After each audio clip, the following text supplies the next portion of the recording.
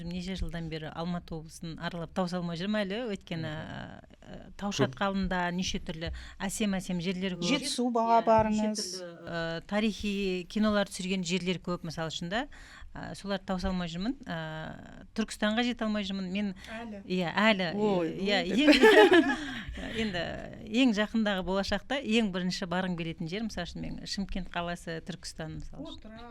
Отырар бар, сол бағыттарға барсам. Солай үлес қосамын дейсіз ғой. Жоқ, біз енді жалпы ішкі туризмді өте қатты қолдаушылардың біріміз. Біз сырттан бұрын, ішкі туризмнің бір носы бар. Носы деген кезде сыртпен салыстырған кезде неге екенін білмеймін, біздің туризмді жаңағы айтып жатыр ғой, диверсификация жасау керек баған деп та. Өте қымбатқа шығады. Сосын сапасы деген сапа деген сын көтермейді, сәйкессіздік. Қызық болды, біз Бурабайға барған кезде, біз Бурабайға барған жақсы көреміз да, енді керемет қой, жаңағы күн суық болса да көлдер жып-жылы, жаңағы 80 көл, жаңағы сал сері аталарымыз жырлап кеткен керемет жерлер ғой, мысалы үшін Көкшетау мысалы үшін да, сол жаққа барамыз, сол жақта жаңағыдай мысалы джип сафари болады деді да.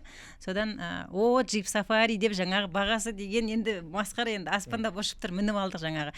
Сөйтсек, баяғы 90-шы жылдардан қалған уазиктер бар емес па?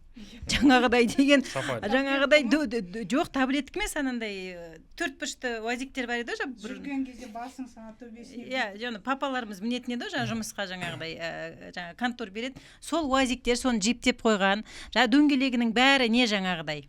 Дөңгелегінің барлық несі кетіп қалған жаңағы. Не деп айтады? Протекторның барлығы кетіп қалған, желініп та.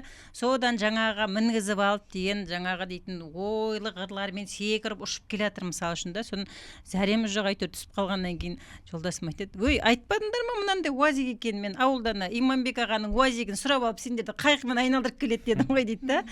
Сол сияқты джип сафари деп қояды да, ол оған сәйкес емес ескі уазиктер да, ол жаңағы сапа неге келмей жатады, сапасын көтермей жатады.